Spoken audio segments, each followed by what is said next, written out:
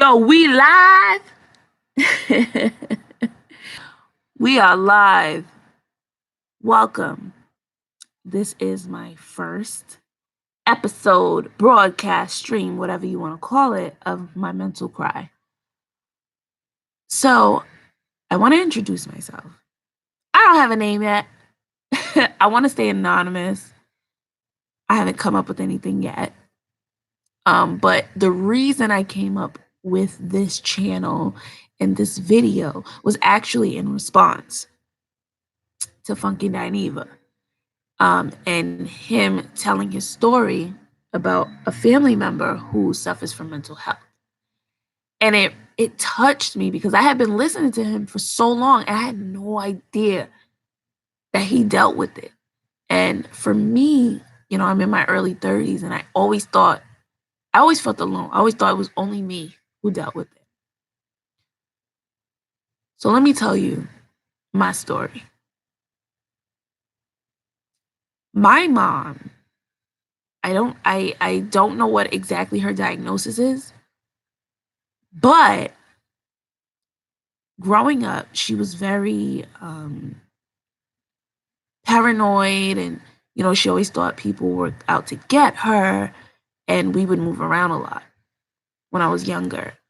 And when I hit 12, I made the decision that I wanted to live with my dad, not to get away from her, but just because she had moved to where my dad was living and she was there for some time and I had made friends. I was in middle school and I didn't want to leave friends anymore. I got tired of moving. And I told her, like, this is where I want to go. This is where my friends are. I want to be with my friends, right? Because I was a kid. So I left my mom and it was supposed to be a temporary thing. I'm going to go live with him for a little while. I'm going to go back to my mom. And that never happened. Never worked out that way.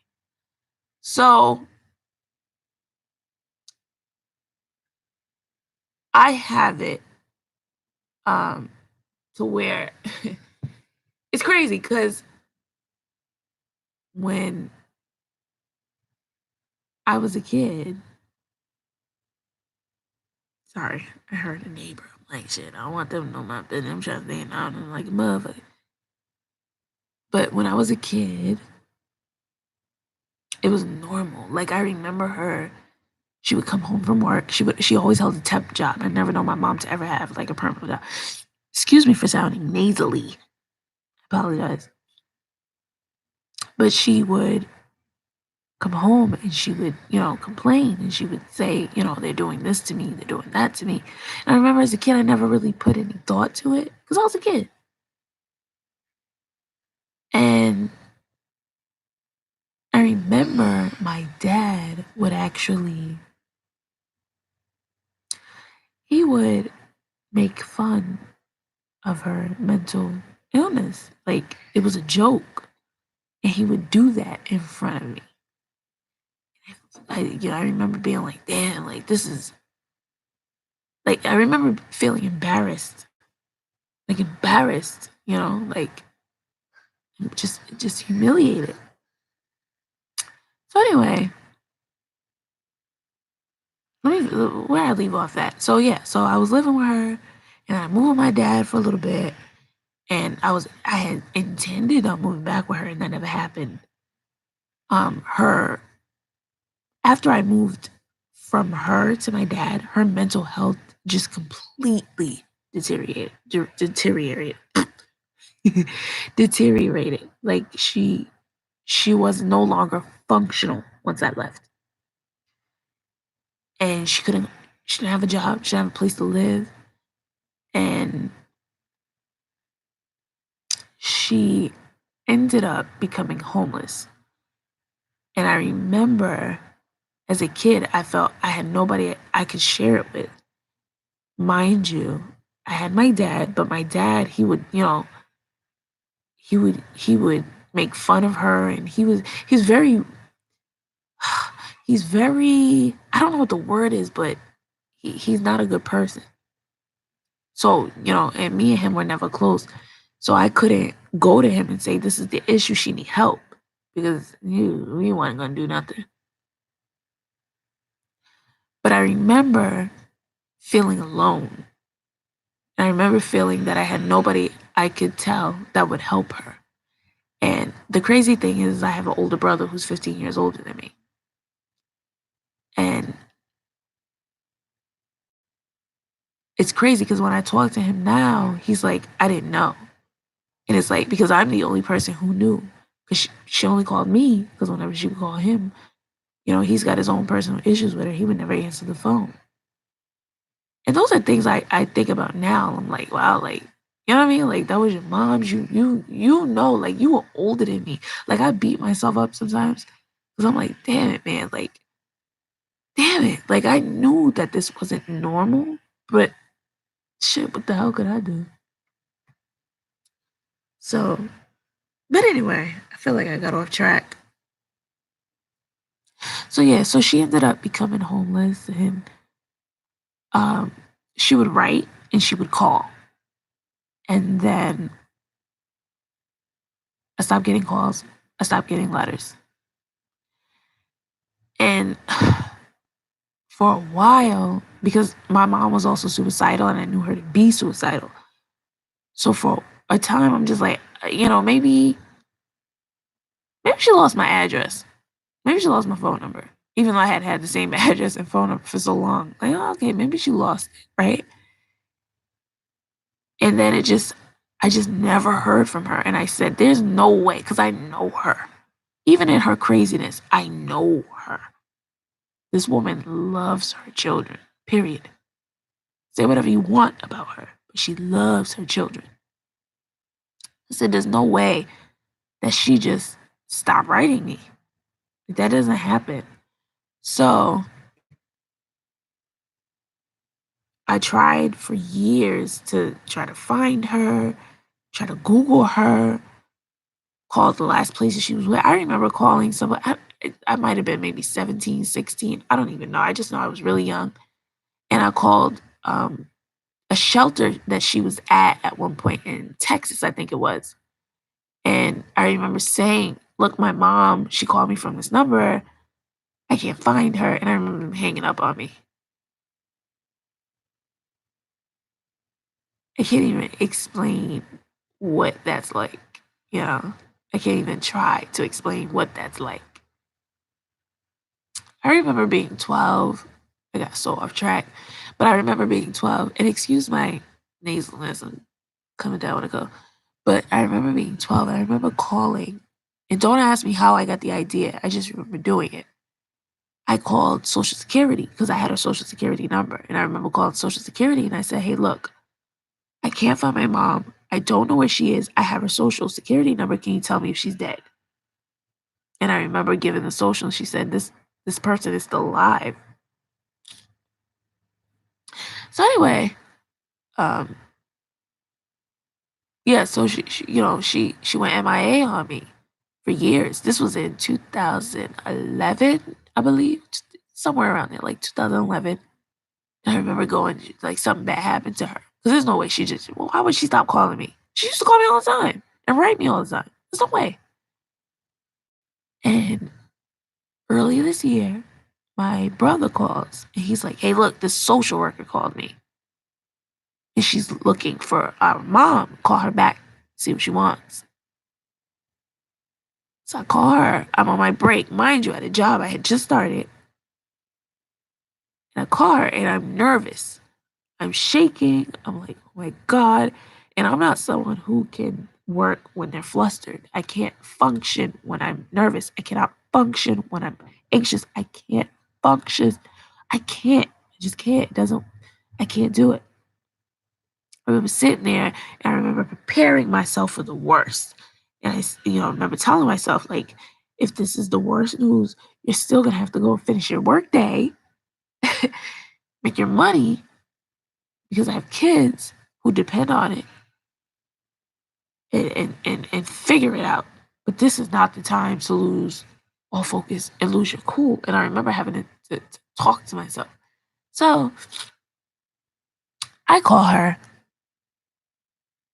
and I remember her talking, and the way she was talking, she was asking me questions, like questions. And here I am in my mind, I'm like, is this woman still alive? Is my mom still alive? Because I don't know. It's been years and I don't know. I had told myself, and in all honesty, I had told myself she was gone. There's no way. How do you call me all the time, you write me all the time, and then you stop? It doesn't happen. So I asked her, like, is she still alive? She said, yeah, she's here. In this state, in this city, this is the issues with her. And then she said to me, your mother is blind. And I said, blind? Since when? She said, since 2011. And I'm sitting there and I'm like, that's right around the time where I stopped getting letters. I stopped getting correspondence from her because I said, there's no way this woman just stopped calling. There's no way. She stopped calling, not because she wanted to, but because she couldn't, right? And I remember being like, it was so much information. I remember at the time, and I remember telling this social worker, like, yo, and she told me too, she's like, I don't have a consent to call any family, but this woman is out here and she needs help. And I said to her, okay, so you know where she is. I've been trying to find her for years and I didn't know how to get her.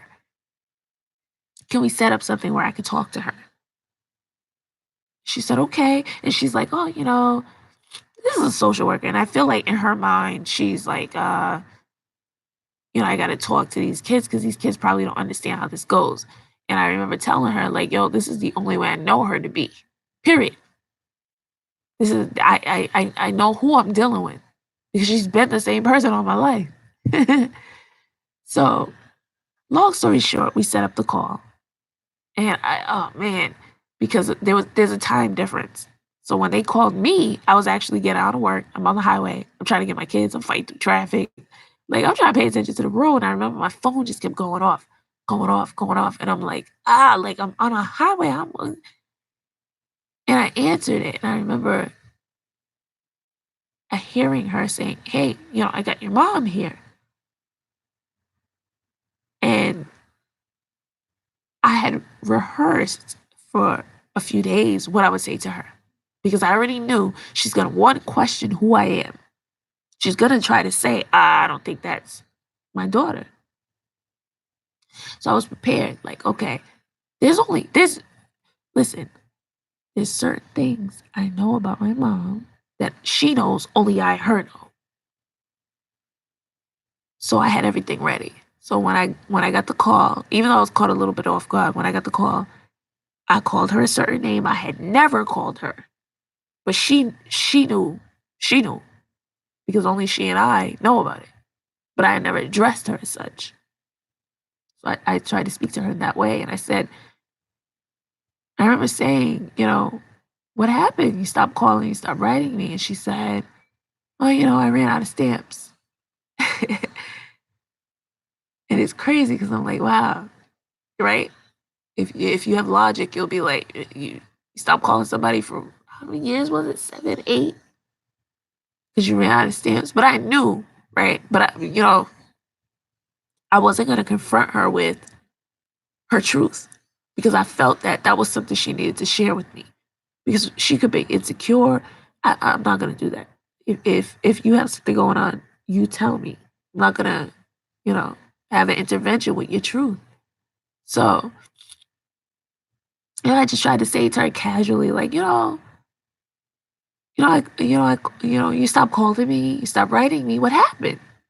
And she was like, oh, I ran out of stamps. And then she made a comment. She said, you don't, because she never called me by my government name. She always had a nickname for me. She said, you don't sound like so and so. And I started just running down the facts. I said, this is my birth date. This is where I was born. This is the hospital I was born in. And I made a particular comment that nobody on this earth knows about me. Nobody.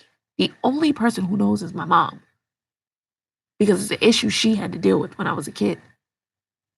And it's the only reason why I know about it is because she brought it to my attention. Nobody knows it. Nobody. So I said to her, hey, you remember so and so and so and so and so? And she immediately got upset. And I knew. I said, oh, look, my mom is not in the right state of mind at all times, but she knew exactly who I was. In that moment, she knew. She knew exactly who she was talking to. She knew. So she got upset and she handed the phone back to the social worker. She's like, she made some comments I would like to keep to myself. They were personal comments that they weren't about me. They were about like she's estranged from her family. There were comments about like her estranged family members. But not a lot of people know that. Like if you don't know her, you don't know that. And I knew in that moment speaking to her, she wasn't gone. Like she wasn't gone. I know what I was talking to. She wasn't gone. But I feel like insecurity and pride may have gotten in the way of her saying, I need help. Because when I spoke to the social worker was like, no, I didn't even know she had kids. I've been working with her for years. And she said, when I confronted her, when I found out she did have kids, she said, no, my kids are living their own life. And when I heard that, it just sounded to me that, oh, I don't want to be a burden to them. I don't want to be a burden. I'm ashamed of what has happened to me. I'm insecure and I don't want to be a burden to my children. That's what I heard when she was talking to me. I didn't hear, I'm a kid, F you, da, da, da. It was just I'm insecure. I don't know how to handle it. My children are grown. I don't want to impede. That's what I heard. So that was April when I spoke to my mom for the first time in years. And I told the social worker then, like, hey, look, we're going to ambush her again, but we're going to let some time pass so she don't expect it. And I ended up losing the social worker's phone number, but I knew her name, so I could Google her. She's a state worker, so I was able to find her. But I remember I reached out to her and I said, hey, look, are you the social worker who was helping my mom? Because I lost her number. Da, da, da. She reached out. She's like, yeah, that's me. And she's like, look, I've been talking to her over the past few months. Does she want to talk to the kids? And she says no. And I hadn't reached out yet. I hadn't responded to her last message because I wanted to be calculated and put a lot of thought into what I was going to say. So at this point, and this is how I've always felt, like, I'm not taking no for an answer. Like, look here, you're going to talk to me. If I got to go the way you at, it's like, she's blind. So look, you can't see me to stop me. And I'm not taking no for an answer. Wherever you at, I'm going to go over there and you're going to deal with me, period. It is what it is. But I also understand when you're dealing with people who have mental health issues, it's a very sensitive thing, man. It truly is. So I'm gonna reach out to the social worker and let her know, hey, look, we're gonna ambush her because I'm not asking. We're gonna demand. We're gonna ambush her. Da da da da.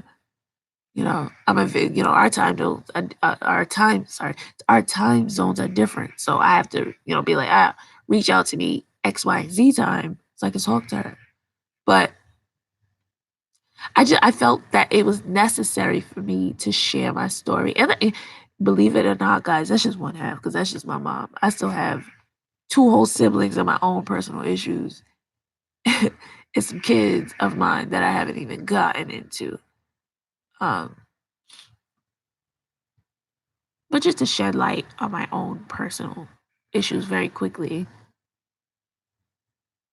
Um, I suffer from bipolar 2. I was diagnosed with that, and I also suffer from social anxiety. That I knew for a very long time because it was always tough for me to be in social settings and things like that, and that I knew. It wasn't until when I got a little older is when the bipolar stuff started to make sense. And I gotta share with y'all. I remember watching. I think it was oh gosh, I forgot the channel, but it was a show, and it was called like it would be like bipolar and pregnant or da da da and pregnant. And I remember watching that bipolar and pregnant episode, and the girl I remember her being with her baby daddy or whatever he is, and I was like, man, that's me. Like, yo, I know what she's talking about. That's me. That's me. That's me. And I completely related in that day. That's what I found out. Like, I'm bipolar for real. Like, for real, for real. But anyway, I just wanted to make this video as a response to Funky Dineva. I wanted to thank him for sharing his story. I felt that it was very important because in the Black community, these are things we don't talk about, we don't address, and they need to be addressed. There's a lot of people out here of color who are scorned, they're hurt, they're traumatized, they're going through things they don't know how. Like me, I always thought it was just me.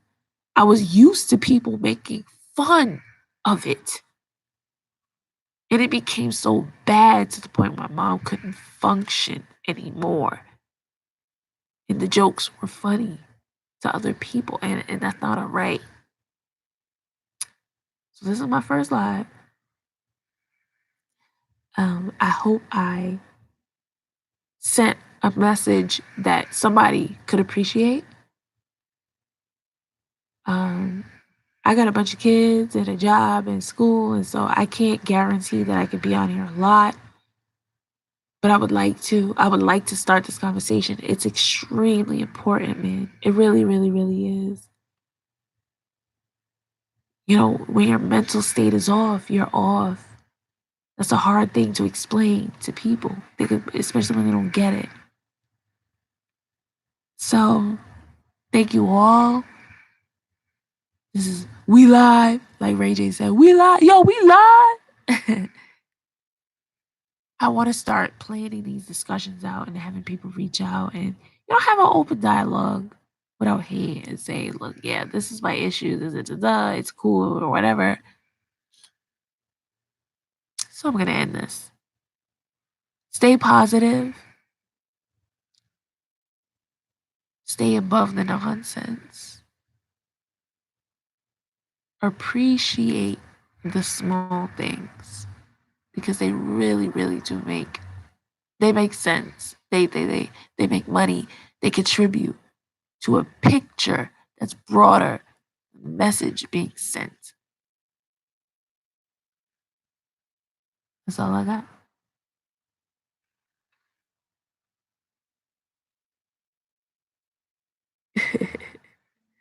I'm like sitting here trying to figure out how to get in the line. I ain't figured that part out yet.